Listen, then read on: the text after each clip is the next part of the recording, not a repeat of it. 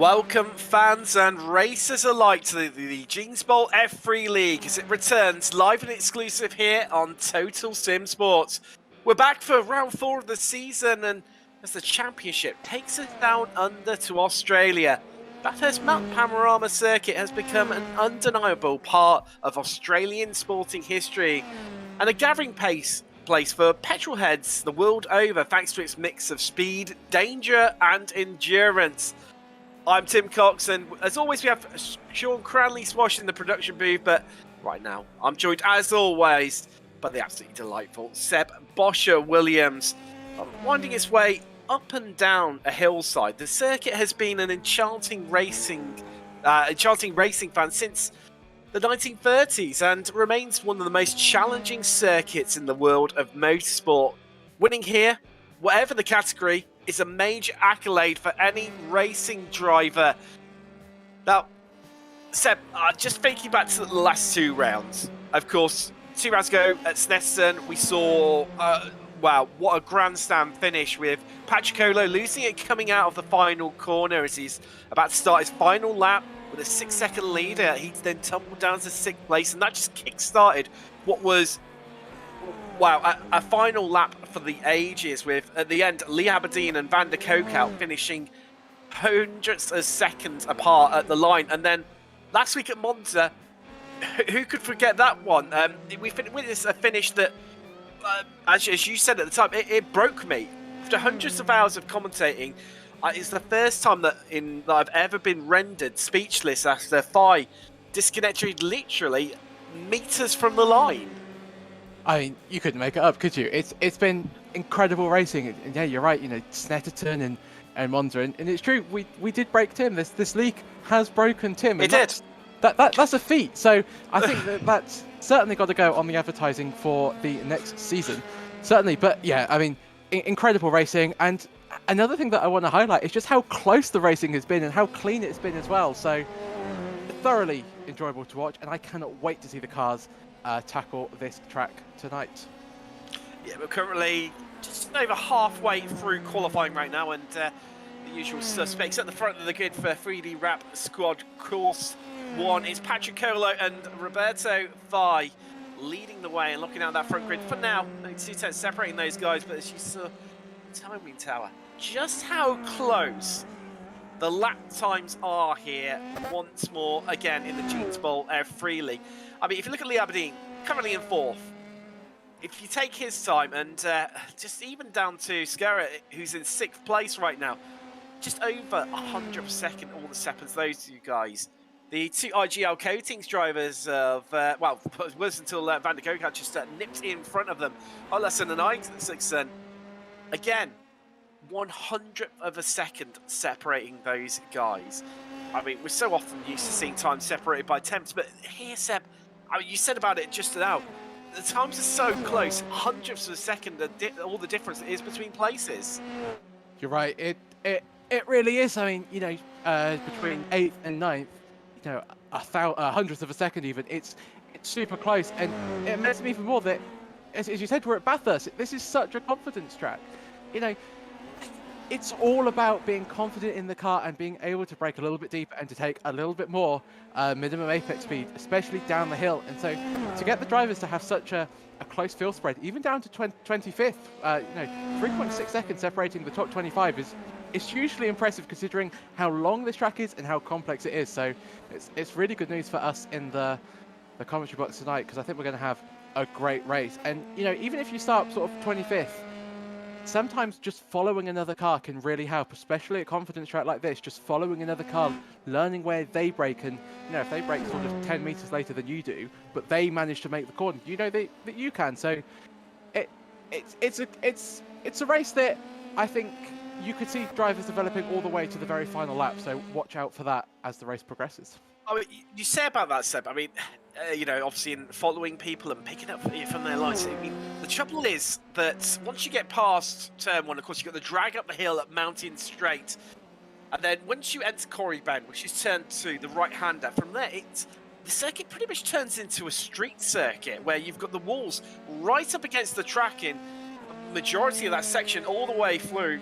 Yeah, up the hill, then back down again to Forest Elbow before it opens up onto Conrod Straight. And, you know, if you're following someone and they get a little bit wrong, equally, you're going to find yourself in the wall along with the car in front of you. But then, equally, it's the people coming through as well. And I think these opening laps are definitely going to be really interesting to see who makes it through the first lap down the hill is going to gain potentially a lot of places if there's an incident, and they're going to be desperate not to get caught up in anything.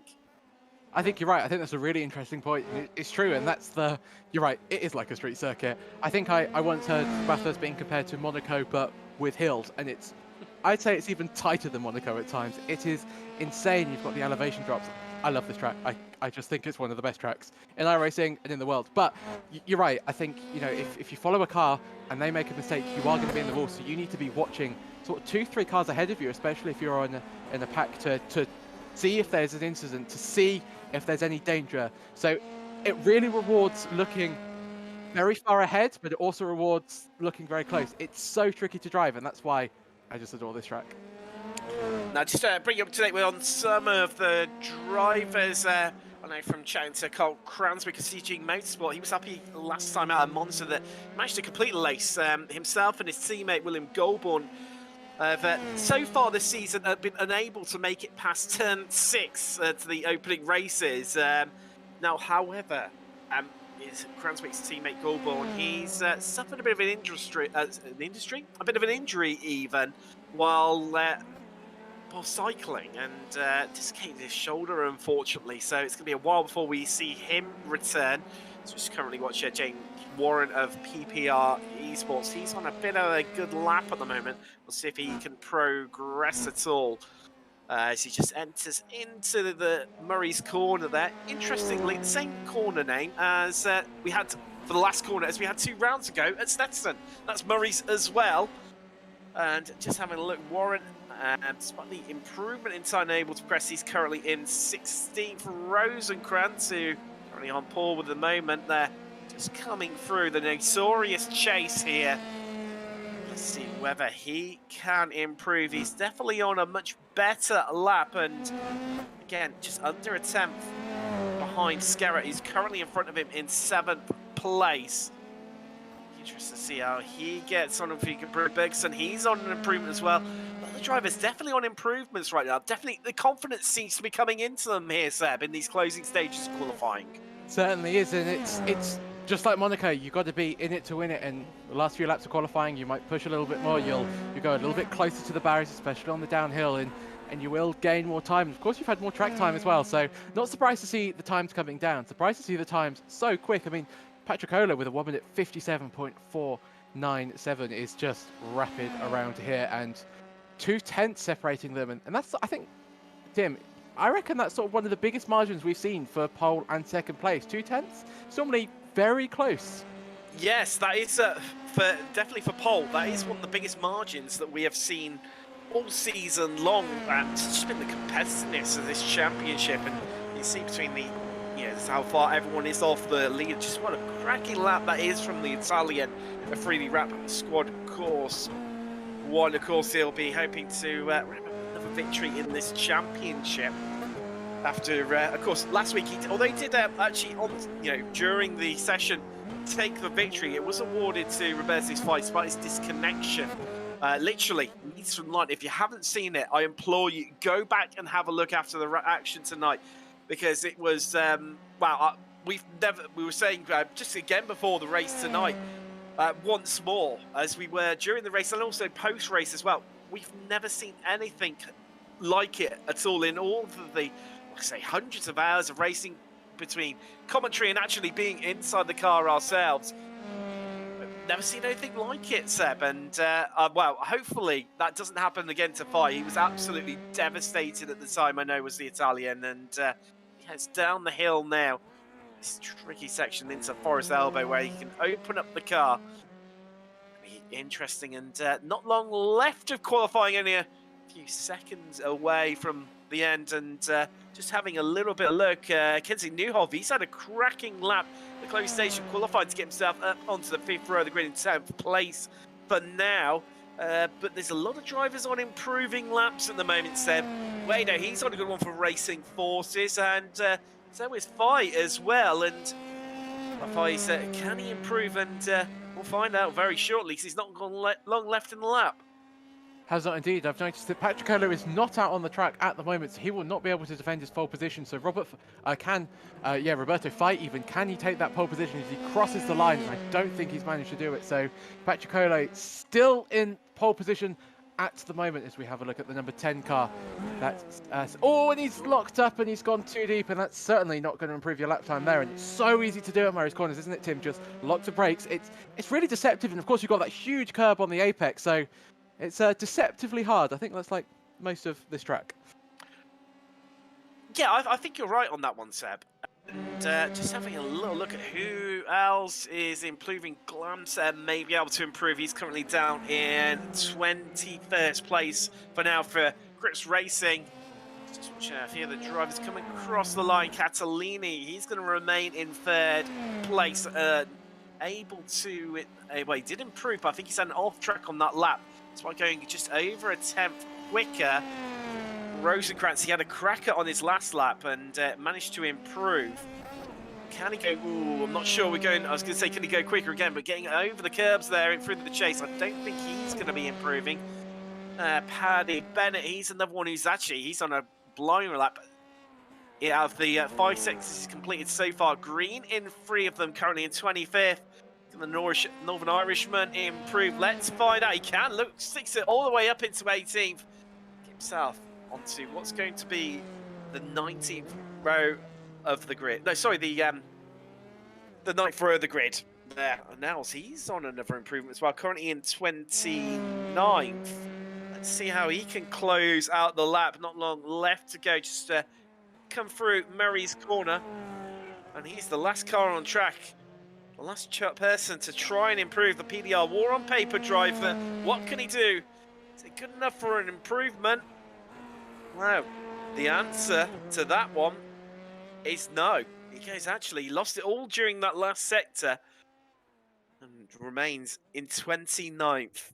And just wait for the session to move over now, and we can bring you up with your official grid here at Mount Panorama in Banffhurst.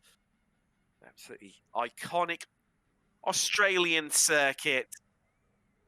I've just got the of course, we've got the 5-minute warm-up to come, where drivers can just take a quick break and maybe just look to freshen up a little bit ahead of what's going to be not only, Seb, correct me if I'm wrong, not only a physical challenge for the drivers, but also, I think more so probably, it's going to be a mental challenge where there's only 2 places where the track allows you to sort of just, come at ease with your mind, being up Mountain Straight, which is out of the long straight up the hill out of turn 1, and then coming down Comrade Straight towards the chase.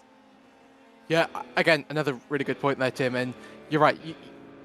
2 places to have a rest, but the key to that is that at the end of those straights, you actually have 2 very key corners. You've got let's have a look. You've got Quarry Bend at the end of the mountain straight, which is so key to get right because it is actually an overtaking spot, and somebody can sort of send it down the inside. So you've got to be as late on the brakes as you can to get to the apex. So sort of from like halfway down the straight, you're already starting to think about the next corner. And then of course, as you come down Comrade, you've got the chase, which is such an important corner, and you've got the kink that goes into it as well. So this track is absolutely relentless, and you're right, it's going to be a huge mental challenge. And I've just noticed in the chat that Chris Rowland's had a monitor failure, and now it sort of goes back into our chat earlier about Monza, and that in iRacing you don't get mechanical failures, but you do get equipment failures, and it's almost like a monitor failure. It's like I know what would be the equivalent in real world racing? Your visor fogging up, or I mean that must be very scary to go into the race. I mean that's a huge thing that's happened to Chris there, and he's really got to reset his mind very quickly, because if I was him, I'd be absolutely nervous about my monitor disconnecting while I'm going down the hill.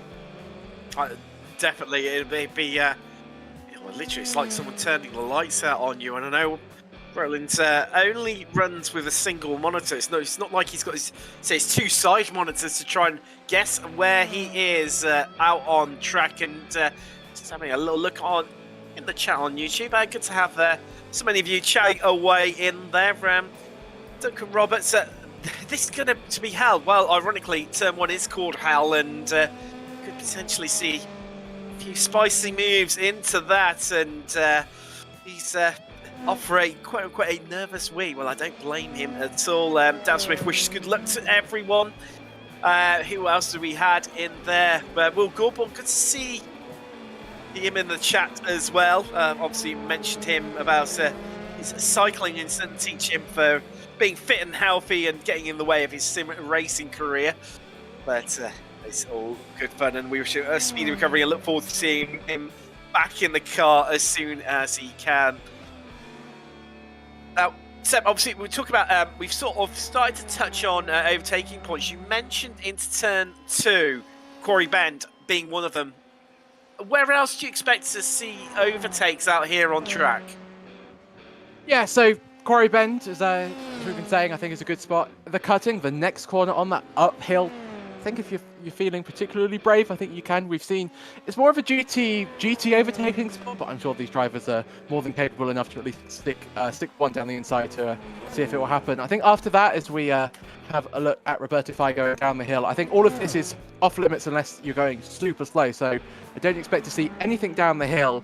The final corner in the sort of the downhill section, Forest's Elbow, I think is a potential overtaking spot. So it'd be interesting to see there, but I think the Chase and Murray's Corner are the other two big spots. So the Chase, Murray's Corner, and Quarry Bend I'd be looking out for if you're watching at home. But we've seen these drivers in action before.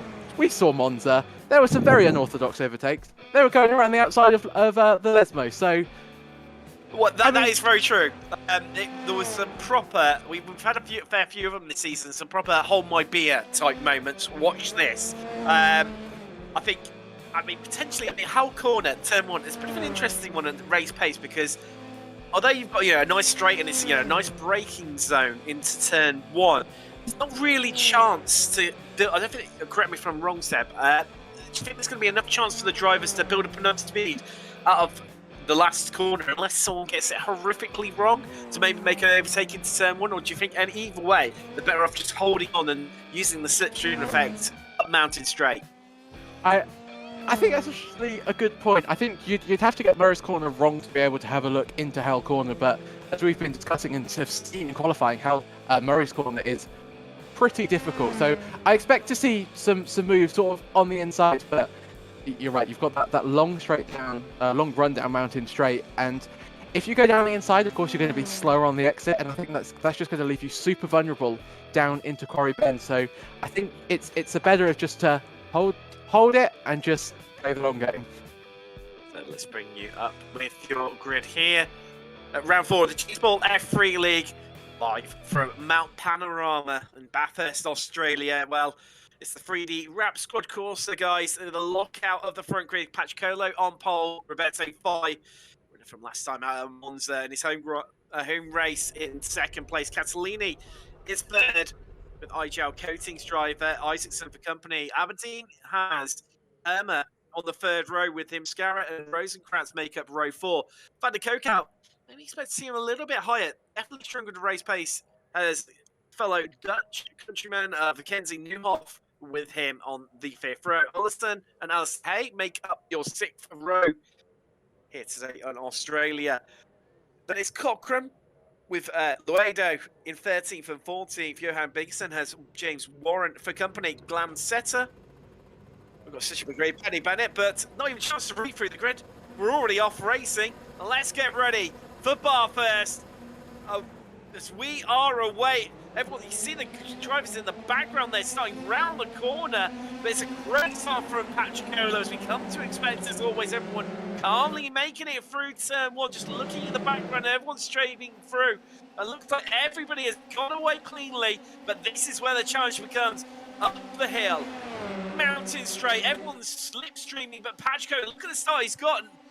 Isaacson coming on the attack. The ideal coatings driver is going to go round the outside there of Catalina and pull off a spectacular move. But just watching down through the field, everyone getting away. Van Kokow, I think something's happened to him. He's dropping a lot of places right now. They come up through the mountains. It's all happening here, Seb. It's all happening. It's indeed Isaacson, the complete opposite of his start at Monza. He had a great start and a great overtake at one position. Of course, he had that horrible start from second place in Monza, and there is quite a lot of cars that I can see on my track map, Tim, that are we've not... lost 8. I think there's something's happened in the early stages up the hill, and we did wonder whether something major will happen. We thought maybe we'd be through this section here now. Let's take a look. We're looking at Benson here on the left-hand side. So he tries to head around the outside. Oh, he's just lost it there, and that's what starts off the big incident. That's and so there's a unfortunate. big pile-up. It's reminiscent of that GT3 race at Cow all those years ago, where there was a massive pile-up. But that day, only 4 cars made it through. We've had 23 make it through here today in Australia. But you just see now, Aberdeen, he's going to make his way. Well, no, sorry, no, it's Rosencrantz even making his way past. He's not the best of starts as Aberdeen. He's dropped a couple of places, whereas Rosencrantz for M7 Sport has made up 2 so far. Biggest gainer, Ben Cullen. He's at 14th. Cranswick, he's made it through the chaos. He's up to his 20th at 13 places. I know he said he's going to start from the back. Scarrett, he's heading to the pits, clearly carrying a bit of damage. You see on the right-hand side of your screen just that long lineup of the cars who were caught up in that turn 2 incident. As we've got Scarrett just heading into the pits there. Oh, has he lost it on pit entry? It's a really tricky pit entry here. No, just almost there, just heading in. Clearly some damage on that car. As you see, Catalini didn't get the best of the start. So Isaacson got the jump on him up the hill. However, it's looking behind them. It's this little group here, and Hermer is really being caught by Rosencrantz and Aberdeen, and starting to feel the pressure. It's the PDR driver right now. He is indeed. Just to highlight how many cars we lost in that opening incident, we should call it. We had 33 line up, 22 are currently racing, of course, Scarra also in the pits, but absolutely insane. So Lee Aberdeen at the moment, just love watching these cars as we head to Skyline now down the hill. Of course, no overtaking opportunities for now, all about just conserving the tyre temp, just it's risk management. I remember one of my teammates from here just saying it's all about risk management, and it was just so true. Just down here, you just got to play it as smooth as possible, and now on to the back straight, and this is where you need to get a little bit brave. The kink coming up, which is not an overtaking spot, but you need to be quick through there. You need to be brave. You need to make sure that you carry as much speed. You've got to just sort of fingertips driving. You can't scrub off too much speed. It's so technical, and can Aberdeen have a little bit of a move at the moment. Rosencrantz there, up 2 positions, so good start from him. Bad start from the Aberdeen, as you were mentioning, Tim. So all to play for, and we still got, what was that, about 13 laps to go? Yeah, just another 13 laps here as they come round to start the second lap. Your order runners, Patrick by Isaacson, Cantalini for 4th, Emma Rosencrantz, Aberdeen, Luedo, Hay and Warren making up the odds top 10 right now. As you mentioned, biggest risers. Cullen, he's managed to pick up a couple of more places at 15th. Likewise, Cranswick, he's made progress. He's up into 19th. And it was so costly on that opening lap. We lost a third of the field from that incident at turn 2. Just see Cranswick there making progress. Van Veen coming under some pressure here. Foskett is going to squeeze past him.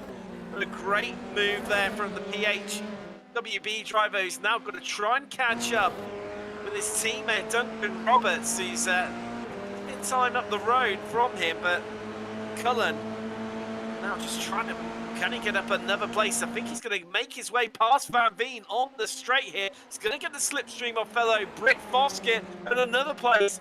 Cullen rising once more. He's into 16th, and he's up 16 places so far, but this battle over 5th place right now, Seb, is getting ever so tight between Hermer, Rosencrantz and Aberdeen. It's indeed, and that was Just to go back to the other brief, it was really interesting to see how Foskett gave the slipstream to Cullen, and it's so important to follow the slipstream. So I'll be interested to see. I'm pretty sure that these guys will be doing it, but this is quite a big train, so everybody's got slipstream. It's sort of like, you know, in Formula One, you hear the word DRS train. This is like a slipstream train. Nobody's really got the advantage here at the moment, so it's about if the driver ahead makes a mistake or if you are significantly quicker. So will we see? And of course, remember at Monza, Tim, I mean, we didn't even get to talk about it because it was so crazy, but the tyres we thought were going off at the end, will that happen here again today? So very interesting. A lot of dynamics to this race. We're nowhere near over at the moment, but just looking at Rosenkrantz at the moment, he seems to have a lot of command of that car. He seems just a little bit more comfortable in the car than Sam Hermer. So I think Sam might be feeling the pressure a little bit, and that's exactly what you've got to do is the car behind. And if you're following somebody, you've just got to apply that pressure, have a little bit of a look into a corner that you're not going to overtake at, but you want to scare the driver a little bit. And I think he's doing that as we see some action on track. Yeah, we see Cullen trying to make more progress. He mounts an attack coming out of Murray's corner. Foskett's going to take that inside line. So the PHWB driver and just once more holds onto it. But Cullen, he's going to hold on. So that's slipstream up mountain straight. However, don't discredit Van Veen. The Dutchman is right behind them, and he's going to get the, well, what was going to be a double toe. Here comes Cullen. He's come out of the slipstream. He's going to head to the inside. He's going to be on the inside for Quarry Men. Can he make these two make it safely through? He does, but now just looking there, Foskett has come right under pressure instantly from Van Veen. They head up the hill. But Foskett's going to be able to defend this one when there's only really one line through this section, pretty much all the way down the hill till you come out the other side at Forest Elbow and on to Conrod Straight. But what progress can Cullen make? Got a big ask to try and make up the time ahead. He's some 7 seconds behind Foskett's teammate of Duncan Roberts. He's currently in 14th, but I'm sure if you were Cullen, you would have happily taken 15th place as it is right now. Surely. Another stunning drive from Cullen. You know, up 17 places in a matter of laps. It's just stunning. No other words. He's proven once again that he is a good overtaker, and some really clean moves as well, not taking any risks, and that's super key, especially around here. So 7 seconds to Roberts ahead of him, but Bathurst, mistakes can happen. And also, if you've got the pace, which it seems like Cullen has, 7 seconds isn't that big around here, because a good few laps and you could be right on the tail again. Talking of gaps that are close, just having a look at the lead. So Pedricolo still in the lead, a second separating him and his teammate Roberto Fai, but Isaacson there, 8/10 off. So I'm going to be keeping an eye out on that, Tim, because I think that might be heating up just a little bit. So Cranswick just losing out a place there to Allen in the battle for 18th place as we ride on board with Cranswick right now. And Allen just pulling away initially a little bit, but 7 or 8 tenths is the gap you need to stay within to be able to have that slipstream. Cranswick is going to be in striking range as he exits Hell Corner and heads up the hill. And what sort of toe can he get from Allen as we look back from the Total Sim Sport beating driver? There is Cranswick, and he is closing. Well, I think he's going to run out of straight here up the hill, but tell you what, the Constantine effect just slightly makes it look like he's closing a lot quicker than what he really is, as the two Concord Motorsport drivers just swapping places there. They need to be a little bit careful right now. Boberger, Chris Racing, who's come out. Now, these guys are a lap down. To be fair, everyone from, I believe, no, Rollers is still on the lead lap. It's from Glamsetter in 22nd down, are all a lap down, all caught up in that first lap action. As you see Chambers just ahead of Kemp, and there's still points to be made from these drivers as they can get to the finish, as these two teammates battling it out. This is reminiscent of, well, we've seen it in F1 over the years. We saw, of course, Rosberg and Hamilton. We saw Ricciardo and, of course, Max Verstappen battling it out, and how it ended in disaster for those guys at times. Just praying this doesn't happen between the two Concord Motorsport drivers right now. What's the rule number 1 in motorsport? Don't hit your teammate.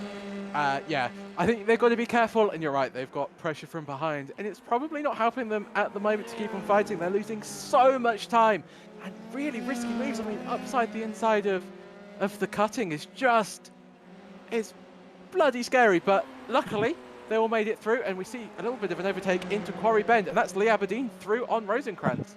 It is indeed. Aberdeen up into 6th place, still a place down from where he started, starting in 5th place, but in doing so, Aberdeen sets the fastest Sector 1 of anyone so far, utilising that slipstream to effect, and Rosenkrantz after that good start just dropping in place, and well, this is going on. It's allowed Herman just to break away a little bit. The R driver staying more in touch with that lead group.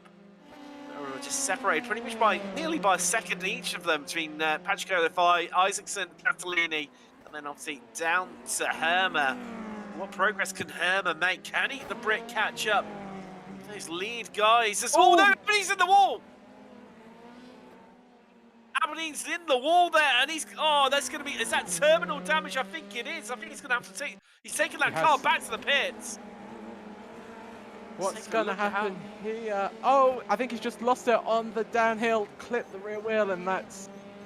He saw the car as the road dips down there, ironically through the dipper, it just, the front end just understeered off, and he came careering out into the wall, and oh, that's just been going on. We were saying about how Herma was catching Catalini. Well, there you go. That is what the gap looks like, and Herma has had an absolutely epic downhill section through the mountain, and now he is really in striking distance, and Seb, my money's got to be on Herma here to make the overtake, a mountain straight and into Quarry Bend. I think so too, and what's crucial for Herma at the moment is he can still see the battle for the lead at the moment, and his pace is rapid, so if he can get past Catalini quickly, which I think he can, see Catalini weaving along the straight trying to break that slipstream, but I don't think to much avail. Oh, actually, take it back. I think Herma's going to have to concede that that overtaking spot, and that's quite a surprise to him. I was expecting him to breeze past Catalini. Likewise, I'm genuinely shocked by that one. You can see where Herma, as we ride on board with him right now, just how confident he seems, you know, so much more confident in the car, and his setup seems to be coming alive. As we're currently on lap 6 here of 15, so just over a third of the race completed. And Catalini definitely starting to feel the pressure, but equally, all it takes is one mistake from Catalini down this section, and Herma could end up being the innocent victim. So they can start to come down the hill, and arguably the trickiest section. So that's where Aberdeen lost it there, to able to keep hold of it. And this is, well, we set up Mountain Straight, surely Conrod Straight has got to be the overtaking opportunity down the hill for Herma here now, Seb. It surely has to be. We just see Herma just stalking the number 4 car, and that's exactly what you have to do. Get all of that lovely, juicy slipstream. And what I love about being a slipstream is you just see your delta just go up because you're gaining more and more time. As they both get onto the grass, they go through the kink. Now is Herma going to go to the outside? Yes, he is. They're side by side into the braking zone. I think Herma's going to have to go all the way around the outside, which he does, and that's a stunning move on Catalini there. Great job from Sam Herma.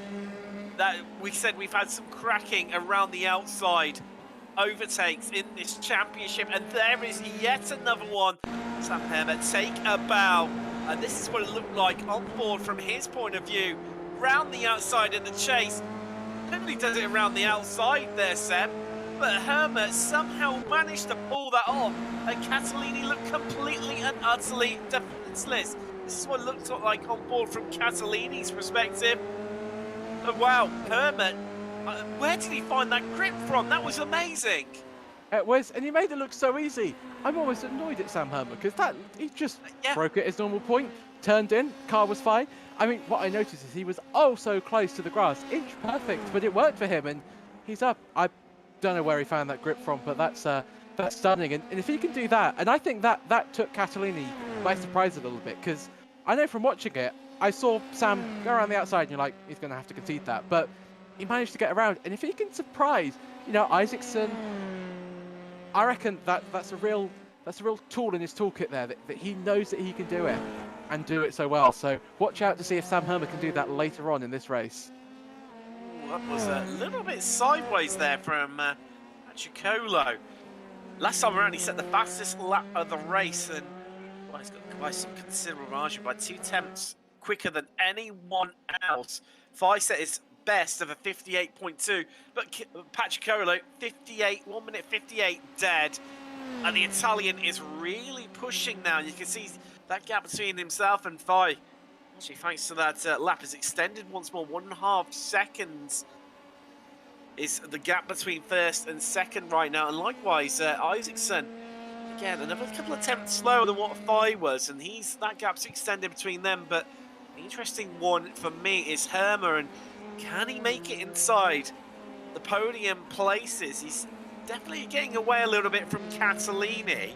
But as they come across the line, it's going to be really interesting to see what the lap times are for Isaacson and for Herma. Just looking at our timing software, it looks like Herma was 2 tenths quicker. Now it's going to take him a few more laps, but all it takes is one mistake from the IGL Coatings driver, and Herma will be right onto the back of Isaacson. He will be, and just this is one of the interesting things about sim racing, right? Is that most drivers these days, unless you're in VR, you have loads of information at your disposal, way more than you do in a real car. And if Isaacson, and I always find this, and I'm sort of projecting on Isaacson here, and it might not be the case, but I think it's an interesting point. He might be able to see Herma's lap time, and he goes, oh, he was 2 tenths quicker than me last lap. And then you start to overdrive a little bit, because you try and find those 2 tenths, and then the gap comes down even more, and it's like this vicious cycle. And so it's almost beneficial sometimes to have no data. It's just one of those idiosyncrasies between real life race, motorsport and sim racing, and it's one of the things I love. So watch out for that. But I think Isaacson's doing a very good job at the moment. So we've got a poll up in the chat. Last 2 races brought action up until the Czechoslovakia. Will it happen tonight? Well, not too long to find out. We're currently just around about approaching 2/3 race distance between Warren. He's been hunted down by Cockram, who's behind him a rapid amount of pace and definitely going quicker right now as Cockram. Oh no, that's one of the 3D Rams Corsa drivers off into the wall. Who was that? Oh, it's Viola. Oh, got it onto the grass, and that was it, gone into the wall there, Seb. Almost looked like he had no front wing. Like, I saw the front wing on the car there, but he just had no turning. That's a very strange one. I think something happened a little bit before that replay. So, and it's so easy to do there as well. Oh man, and with 5 laps to go as well, it's always a hard one to take. But unfortunately, that will be his race over for tonight. Definitely. We'll see. Hey, catching up with Uedo. Shizou driver coming up onto about 3 tenths quicker last time around compared to the Racing Forces driver. Let's see, can he make progress where we've been able to see many drivers really make much progress heading up the hill, Seb? I think, hey, just moving around, just trying to distract Uedo right now rather than sit in this slipstream. Yeah, I wonder if it's something to do with the track temp, or they're just not getting the run through turn 1. I was expecting a lot more moves into turn 2, as we were saying in the qualifying build-up in the warm-up. So there's got to be something about the held corner turn 1, the entrance or the exit. There's got to be something that's causing it, because you normally see way more action into turn 2. But I mean, Alistair Hay is just so much quicker at the top of the hill, and it's so tempting just to stick one up the inside, because it looks possible until the very last minute when it becomes really not possible and you end up trading carbon fiber with each other. But Alistair Hay's doing the thing that I really like to see drivers do on the top of the hill, just backing off a little bit, allowing the driver to go a little bit ahead, losing a couple of tenths, but knowing that you'll get it back on Conrad and you can just coast, and that's exactly what he's doing. See, that's the second lockup there from Uedo coming down the hill. He had one into the dipper and then again into Forest Elbow, but I tell you what, despite those lockups, Hayes actually lost time compared to Luedo, and Luedo is actually escaping away from his clutches. So despite being incredibly quick across Skyline and up and through Mafilmi as well just before it, Luedo definitely stronger in this second half of the track. Certainly is as well, and hopefully we can ride on board with Alistair Hay into turn 1 to see what the grip's like, because I'm still very interested. Coming through Murray's at the moment, a little bit of understeer from Alistair Hay there, so he had to put a little bit more steering lock in than he wanted, but all looks good as they cross the line. Let's have a look at their lap times. And Alistair Hay was 3/10 slower through Hell's Corner at the moment. Oh, and that, I think that was Another very wide lockup of them from at the time. Luedo, interestingly, then. Despite him having these lockups, it doesn't seem to be affecting him too much, and he's able to hold on to that place. I see Glamsetter's had a bit of an issue somewhere out on track. We'll see what happens to him. He's headed to the pits, but yeah, I mean, this is where. Let's take a look at this. This is what's happened to Glamsetter. So this is into Murray's. He caught that grass on the exit. No, he's just rotated the car around, but then lights the rear tyres out of frustration. That's round, and he's off on his way once more. Fairly good pirouette. You can see, interestingly, I think, correct if I'm wrong, Seb, it looks to me like Hay is running more wing compared to Luedo, and that's why Hay is able to catch up across the mountain compared to what Luedo is. You see yet another lockup from the Spanish driver. I think he's going to have much of those tyres left by the end of this race. Still 4 laps to go, so still quite a lot of mileage to do on these tyres, and he is locking up a lot. But I think you are very right there, Tim. I think Hay is running just that little bit more downforce. Yeah, you can definitely see it from the rear-facing shot that Hay does have some more downforce, so it will be hindering him down the straights. But it's really interesting to me that he's not being able to catch up sort of on the downhill, because you'd expect more downforce to help with that. So maybe he's just struggling a little bit with his confidence. As we have a look at James Cockram at the moment catching down Warren, and there is action not up and down the field, but I think, Tim, this is just brewing up to be a really good finish. It is. Cockram is close gap up to around about 4 tenths right now. Seymour is drifting out of the corner there. Cockram is definitely the battle of the Jameses and the battle of over ninth place right now. So keeping half an eye on that battle that's just happening ahead of them between Hay and Luedo as they're weaving around on the straight trying to break a slipstream. And again, Cockram suffering from the same issues everyone else has been, unable to catch along the straight, but Luedo really under pressure right now from Hay as they head up the hill. Hay taking a much more aggressive, tighter line there through Quarry Bend as they come through the cutting. But not long left now, only about 3 laps left here at Bathurst.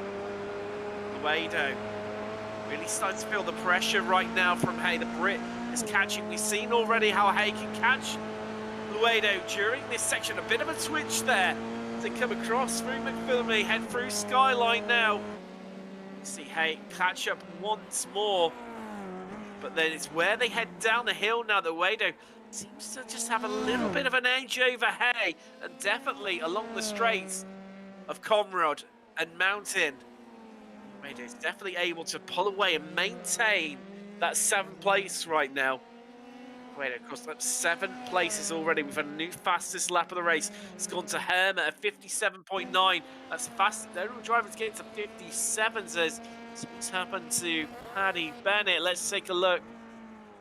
This is into that's not going to do his front one any good whatsoever. And that was into the cutting there, I believe. And same sort of thing of trying to rejoin. There's not a lot of room. Just takes the car to the pits there. To see Hayes lost a big chunk of time here. It's just around about a second here, Sam. I think we just caught it in the background as we were coming down the hill there, that Hay made a little bit of a mistake sort of in the downhill, and he had to sort of get out of the throttle to avoid hitting the wall. So I think Hay is really feeling the pressure at the moment, and there's that element of the ticking clock now, 2 laps to go, and you will be thinking about that almost at every opportunity to overtake. I've got 2 laps to go, I really need to make this move. And Hay had a really good opportunity into turn 2, but couldn't capitalize on it, and was that his final chance? So he needs to focus down. Still 2 laps to go. He can do it. He knows he's quicker, at least at certain parts of the track. Another person that needs to stay calm and sort of make sure that they can capitalize on their position is Hermer. He is now 9 tenths behind Isaacson. So there is a battle for the podium in the last 2 laps, which is sounds just about right, doesn't it, Tim, for this league? It does, to be fair. It's what we've come to expect. It's just another average day here in the Jeans Bowl F3 League. Once more, Hermer hunts down Isaacson The Agile Coatings driver has had a relatively easy race, comfortably sitting in that third place. As Herbert looks to go for bronze here in Australia. He's closing up a tenth at a time, just gradually been chipping away at Isaacson. Can the Norwegian hold on to third place? And equally, actually, looking at it as well, they're starting to slightly catch the pair of them, Roberto Fai. So it could be into for a three-way battle of two places on the podium here in Australia. And Herman taking yet another half a tenth out of Isaacson. And there we go, yet another tenth. He's really enclosing right up to the back of them. And talking of closing, Cochrane coming all over the back of Warren, squeezing all over, being squeezed right now by Warren just to the inside.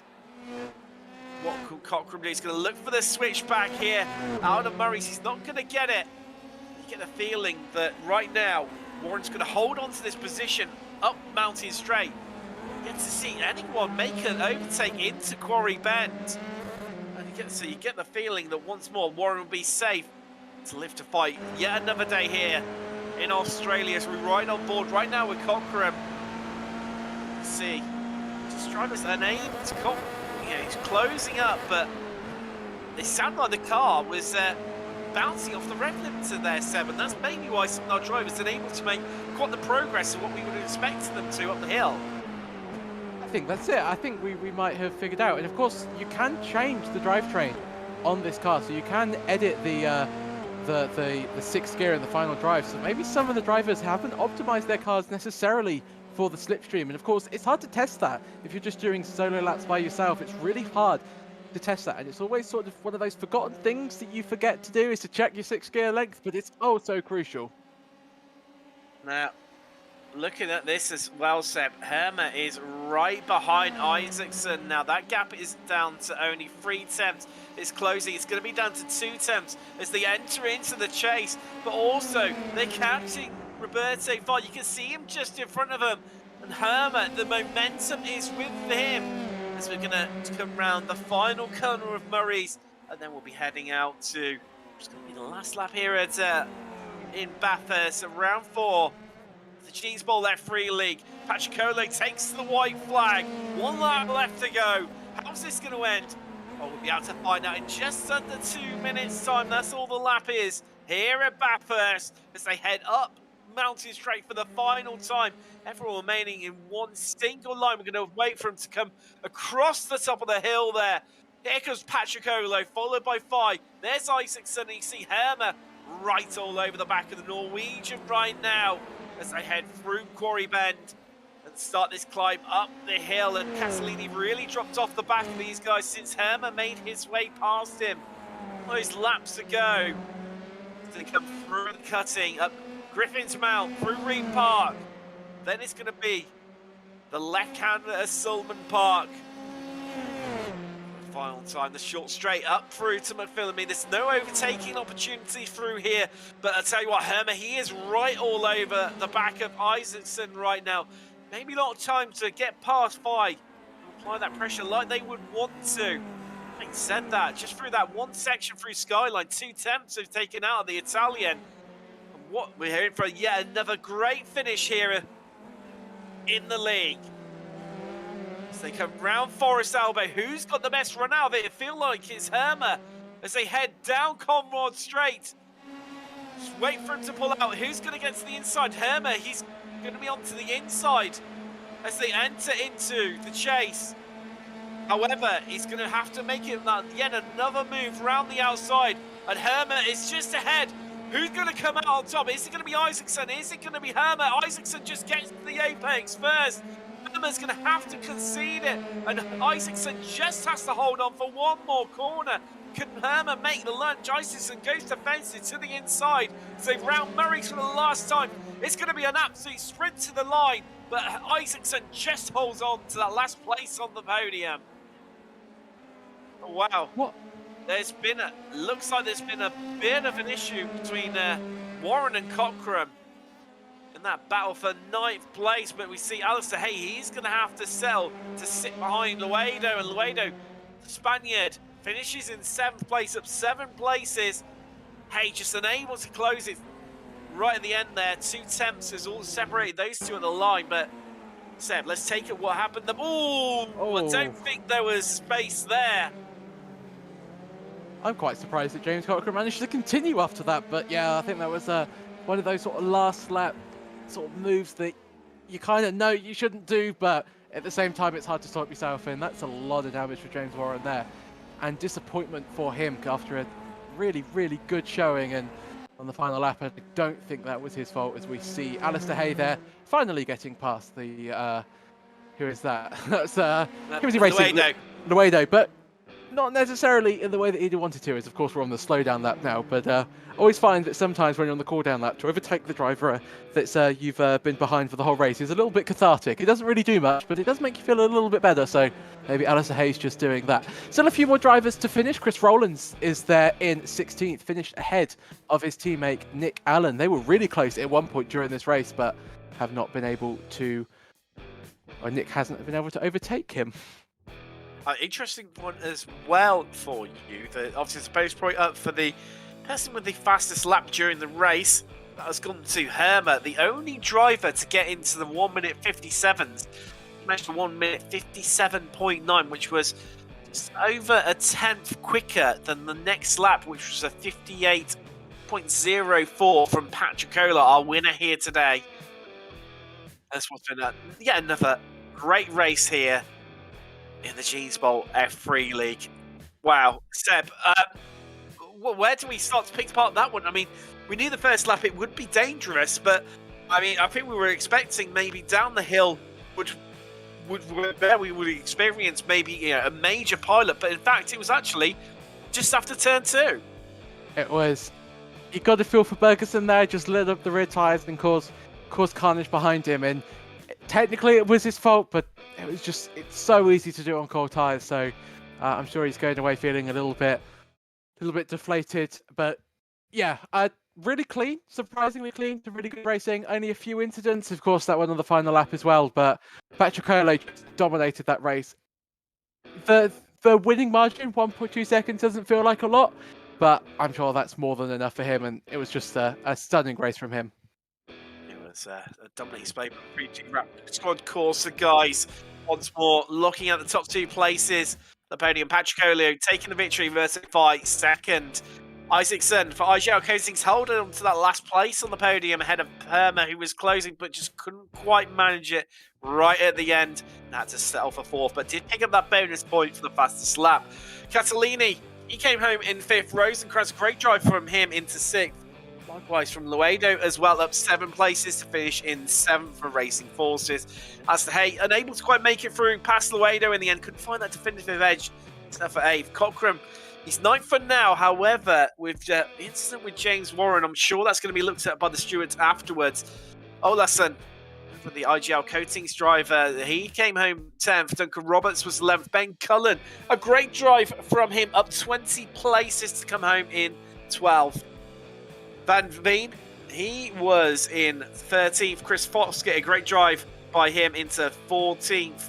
Carl Cranswick, another of our big risers, he made up 18 places to bring the CG Motorsports car home in 15th.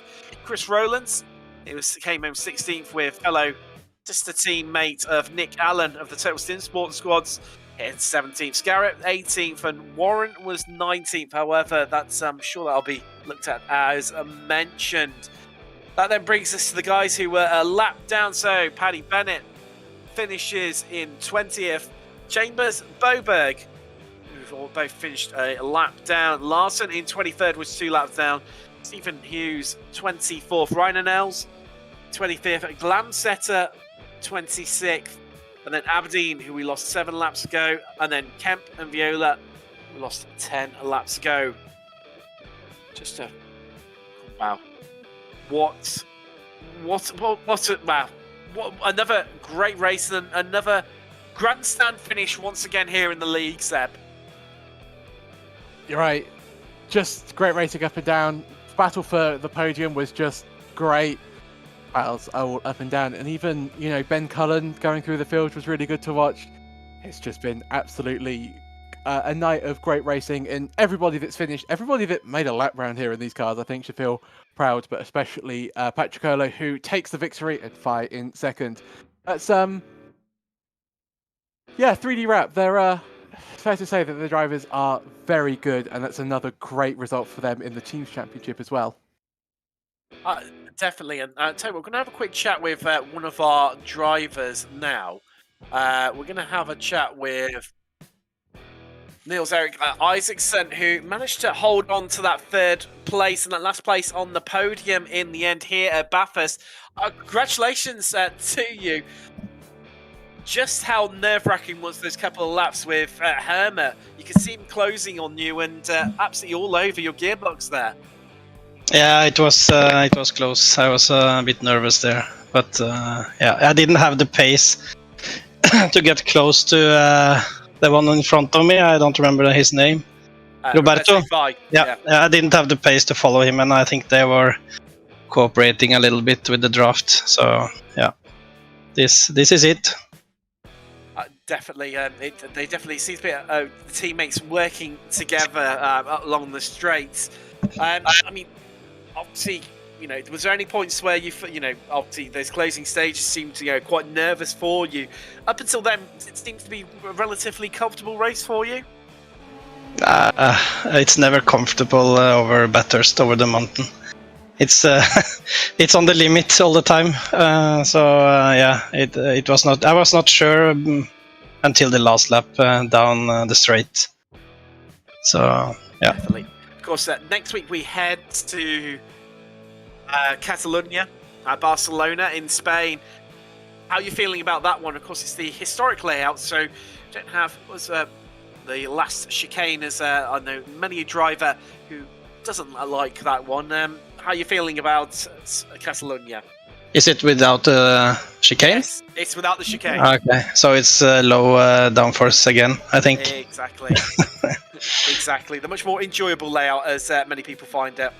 Yeah, I haven't driven that before, I think. So, but that's a small difference, I think. Yeah, it wouldn't be too dramatic. And yeah, is there anyone you want to give a shout out to or give thanks to?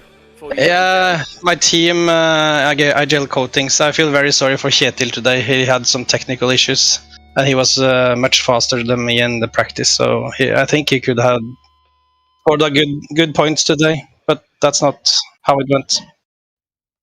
One of those things, and yeah, we look forward to seeing you out on track in a week's time at Barcelona. Thank you.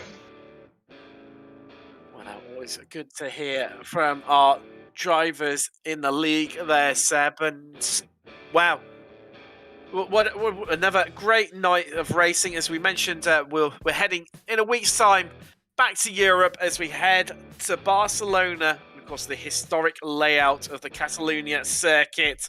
From myself, producer Sean and Seb, it's thank you very much, and we'll see you in a week's time.